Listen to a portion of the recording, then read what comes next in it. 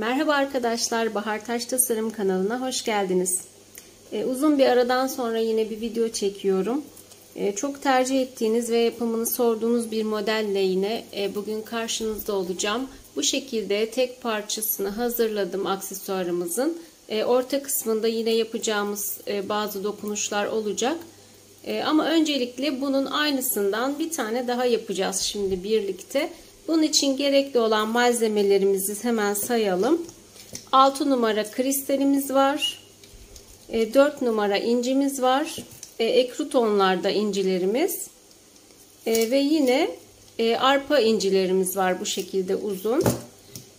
Yapımına hemen geçelim. Ben daha öncesinden tele geçirdim zaten bunları kolaylık olsun diye.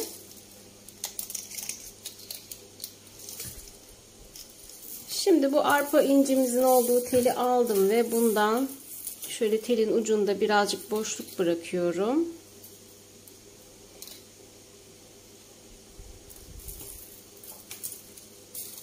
Biraz daha açalım. Direkt dalımızı yapmaya başlamadan önce şöyle kıvırıyorum ve bir yuvarlak oluşturacağım. Takması daha kolay olsun diye iki uç kısımlarında birer tane yuvarlağımızı oluşturalım. Görünmeyecek, alt kısmında kalacak ama yine de onu ilave edelim. Şimdi bu iki tane telimi ikisinden de biraz boşluk bırakıyorum. Ve bu iki tane telimi üst üste koydum. Bunları kıvırıyorum arkadaşlar bu şekilde.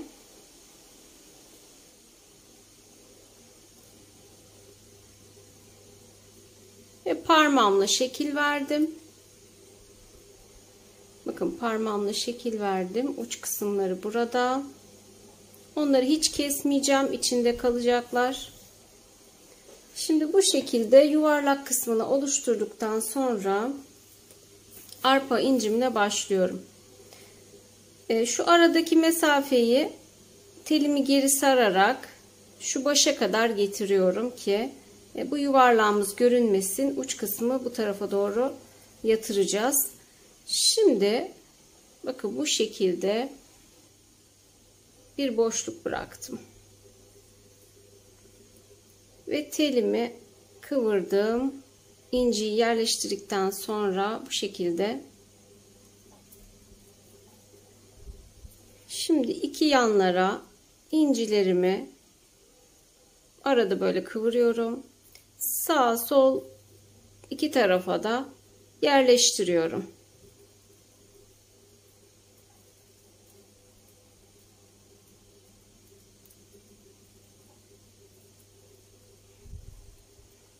Bakın bu şekilde dalımı oluşturdum. Ve hemen bu yaptığımız yuvarlağın üzerine gelecek şekilde yerleştirdim. Ve böyle telimin etrafından, ortadaki telin etrafından dolayarak birkaç kez şuraya kadar indim. Şimdi bir tane daha dal yapalım.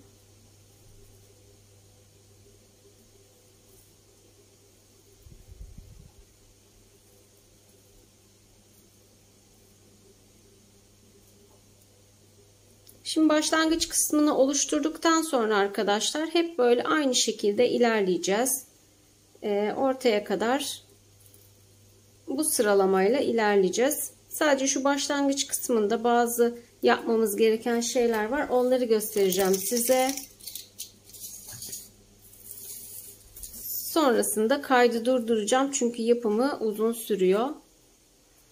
Hepsini videonun içerisinde bitirmemiz mümkün değil. O yüzden de sadece önemli kısımlarını size göstereceğim. Bakın bu şekilde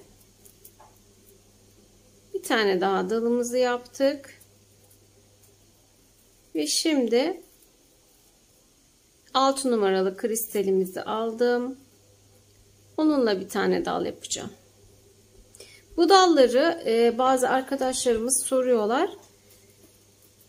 ayrı ayrı yapabilir miyiz? Tabii ki ayrı ayrı yapıp da o şekilde de monte edebiliyoruz. Ama böyle daha kolay geliyor bana.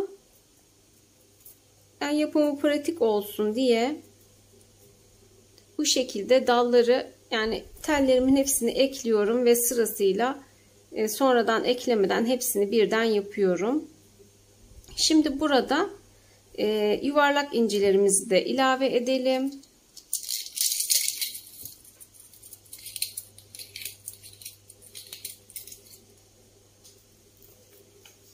Yine onun ucundan da biraz boşluk bırakacağım. Şu orta kısmın, çünkü orta kısmın biraz kalın olmasını istiyorum. Arada başka tel kullanmadığım için. Şu ilk baştaki kalınlık bize yetiyor zaten. Sonrasında kalınlığı aynı şekilde devam ettirmek için bir tel daha ekleyeceğim. Onu da göstereceğim size.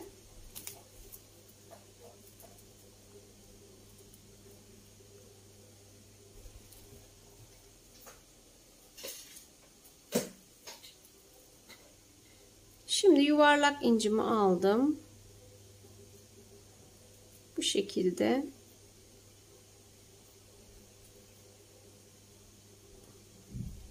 Tekli, arada da üçlü, böyle 3 taneyi bir araya alıp da kıvırabiliriz.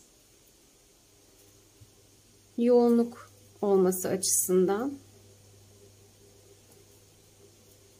Böyle karışık şekilde dalımı hazırlıyorum. Tekrar 3 tane aldım. Bakın bu şekilde aralara da yuvarlak inci ilave ediyoruz. Şimdi burada tekrar, şimdi bu aralarda çok fazla mesafe bırakmıyorum. Çünkü böyle yoğun bir aksesuar olması gerektiği için sıkı sıkı yapıyoruz dallarımızı, çok fazla arada boşluk bırakmadan. Tekrar inci ile devam ediyorum. Arpa incimizle. Yoğunluk olarak arpa incinin olduğu bir model olacak. O yüzden diğer yuvarlak inciyi az kullanacağız. Aralarda kristalimizi de yine çok yoğun kullanmayacağız.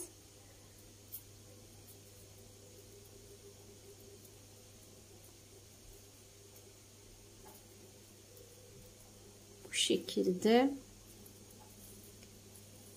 ilerletiyoruz aksesuarın yapımını. Şöyle uç kısmını sizlere yapımını gösterdim. Bakın uç kısım oluştu. Yanlara doğru hafif biraz daha dallarımızı uzatacağız. Yani burada inci ya da kristal yoğunluğunu kendiniz ayarlayabilirsiniz. Hangisinin daha yoğun olmasını istiyorsanız. İsterseniz yuvarlak kullanmayıp sadece uzun yapabilirsiniz. Ya da yuvarlakla da yapabilirsiniz sadece. Bunlar hep sizin tercihinizde kalmış. Şimdi bu tarafa da tekrar ben kristali yerleştireceğim. Ve aralarda da orta kısımları dolduracağız arkadaşlar. Orta kısımlarda boş kalmaması için.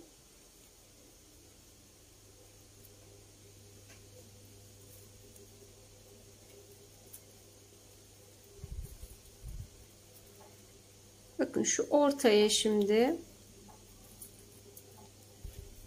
bir tane arpa incimizle bir tane dal yapacağız. Çok uzun yapmayalım bunu.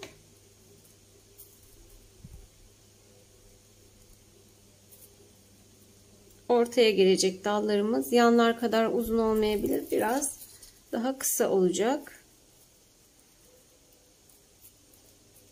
Bu şekilde de bakın şöyle orta kısma gelecek şekilde de yerleştiriyorum. Şimdi şu telin ucunu kıvırmıştık ya yuvarlağı yaparken, o kısım, şimdi o teller burada bitti. O tellerin bittiği yerde araya bir tane daha tel ilave edeceğiz arkadaşlar ki bu ortadaki teller zayıf kalmasın. Hemen şöyle küçük bir tel keseceğim. Bu arada kameramız sallandı, elim çarptığı için. Şimdi bu telimi de hazırladım. Bakın onu da hemen şöyle aradan geçiriyorum.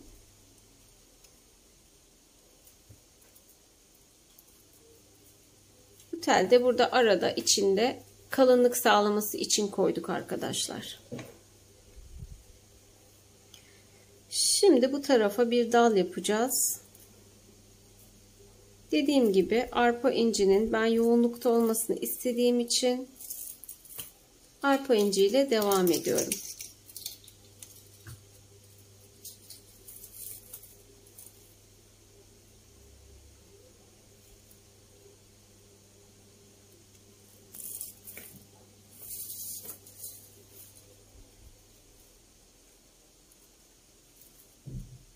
Bir tık daha uzattım dalımın boyunu. Şimdi biraz bu şekilde devam ettireceğim. Ondan sonra ortaya yaklaştığımda da biraz daha uzatacağım dalın boyunu. Orta kısımların biraz daha geniş olmasını istiyorum. Ve bu şekilde aslında sıralamamız aynı şekilde ilerleyecek. Daha da fazla sizleri sıkmak istemiyorum. Başlangıç kısmının anlaşıldığını düşünüyorum ve bu şekilde sıklıkla aralarda boşluk kalmayacak şekilde sık bir şekilde dallarımızı yaparak ilerleyeceğiz arkadaşlar. Bakın bir sağa bir sola dallarımı yerleştireceğim. Orta kısımlara da aralarda boş kalan yerlere de yine dallarımı ilave edeceğim. Ben şimdi birazcık bunu ilerleteyim. Ondan sonra birleştirme kısmına kadar ilerlettikten sonra iki parçayı birleştirip orta kısımlara bazı ilaveler yapacağız tekrar. Onları göstereyim size.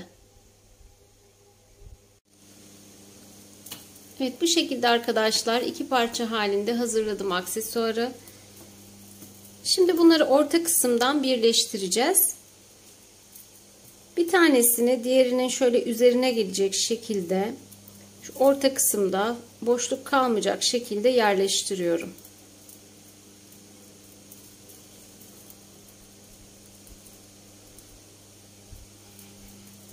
Ve bunları karşılıklı olarak şöyle çapraz bir şekilde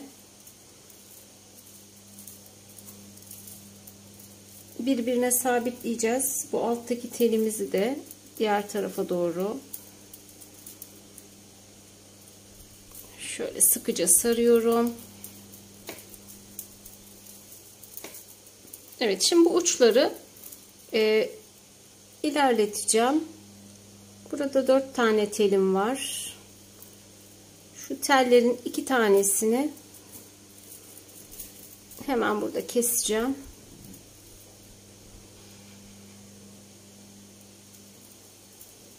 Şu dallardan bir tanesine şöyle kıvırıyorum.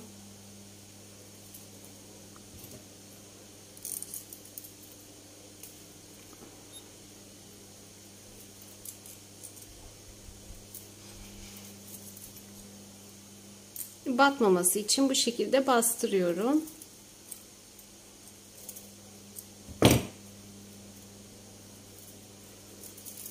Evet, şimdi bu kalan ikili olan telimi de biraz ilerleteyim bu şekilde. Sararak gidiyorum.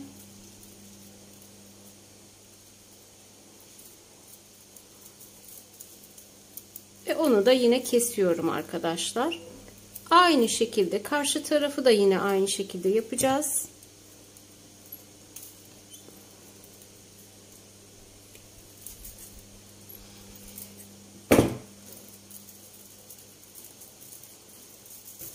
Şimdi bunu da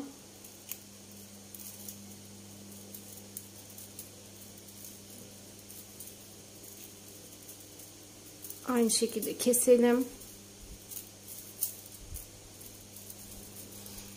Burada 3 tane tel bırakmışız. Öncelikle şu bir tane kısa olanı kesiyorum.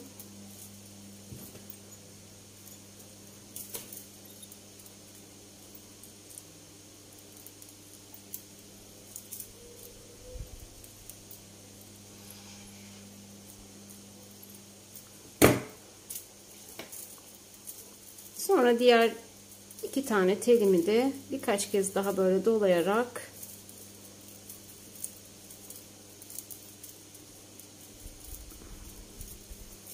onları da kesiyoruz arkadaşlar. Ve şimdi orta kısımlar için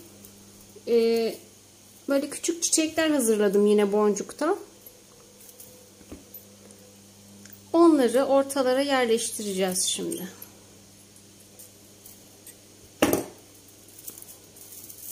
Bakın bu şekilde aksesuarımız hazır. Şurada biraz boşluk kaldı gibi. Onu yaparken iyi ayarlayamamış olabiliriz bazı yerlerini. O zaman ne yapıyoruz? Bu şekilde dallar hazırlamıştım ben. Aralarda hani boşluk kalan yerleri tamamlamak için. Hemen bu dalımı buraya monte edeceğim. Siz de kontrol edersiniz. Hani boşluk kalan bir yer olursa bu şekilde aralara dallar ilave edebilirsiniz. Hani boşluk kaldı diye üzülmenize gerek yok. Ne kadar dal ilave ederseniz yoğunluğu o kadar artıyor.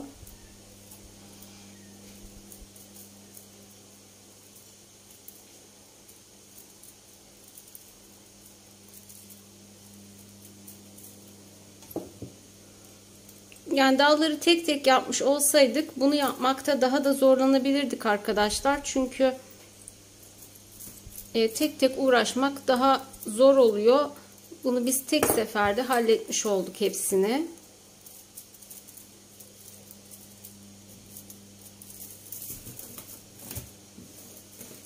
Şimdi şöyle bir kontrol edelim.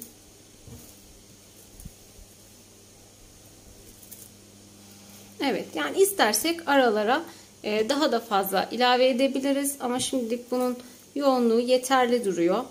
Sadece şu kısımda buraya ekledik. Şuraya bir tane daha eklesek mi diye düşünüyorum. Elimde de bir tane dalım var.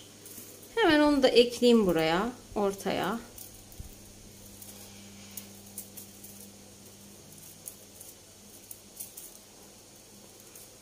Evet, orta kısım daha yoğun olsun.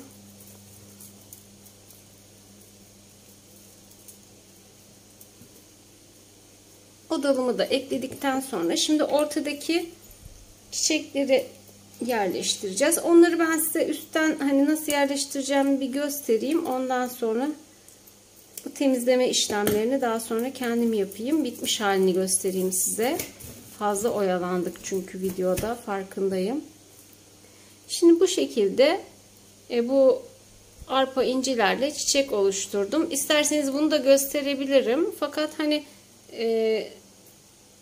bunu yapabileceğinizi düşünüyorum. İsteyen arkadaşlar olursa mesaj yazsınlar. Bunun için de bir video çekeriz, böyle kısa bir video. Ortasına da şu parlak beyoğlu taşlarından koydum. Şimdi bu aksesuarı ortalayacağım. Tam ortasına bir tane yerleştireceğiz.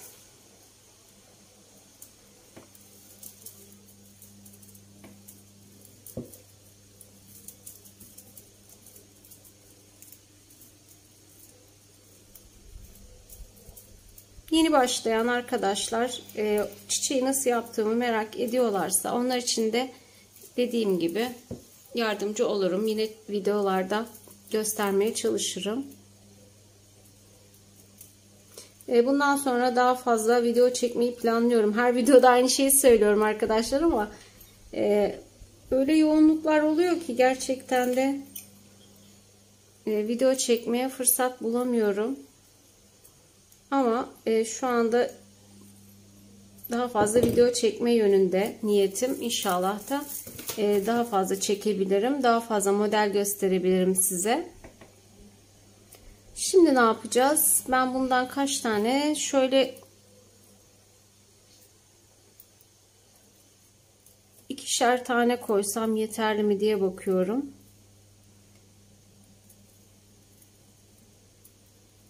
Şöyle 3 tane yapayım arkadaşlar. 3 de bu tarafa yapacağım. Bir tane eksiğim var. Bunları ben buralara monte edeceğim. Hazır bir eksiğimiz varken nasıl yapıldığını da bu videoda sizlere göstereyim. Hemen ona bakalım. Evet, bu şekilde Bir tane Beyoğlu taşım var. O taşı ortasına yerleştireceğim. Şöyle telimde bir boşluk bırakıyorum.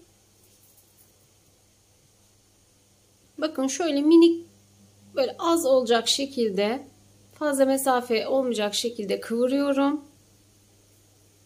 Ve bir tane daha yapıyorum yanına.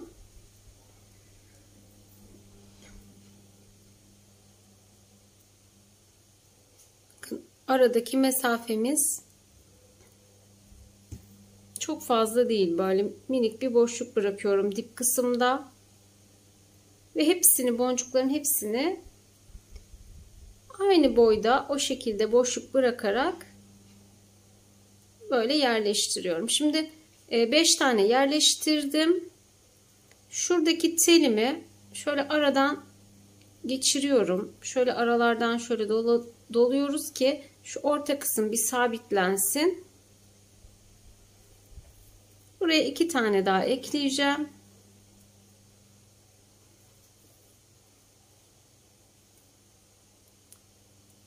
Dediğim gibi şu dip kısımlarda minik bir boşluk bırakıyorum ve ortada taşı koyacağımız yer oluşuyor kendiliğinden. Ve bu şekilde telimi şöyle aradan dolaştırdım. Şimdi bunu keselim ve taşımızı yerleştirelim.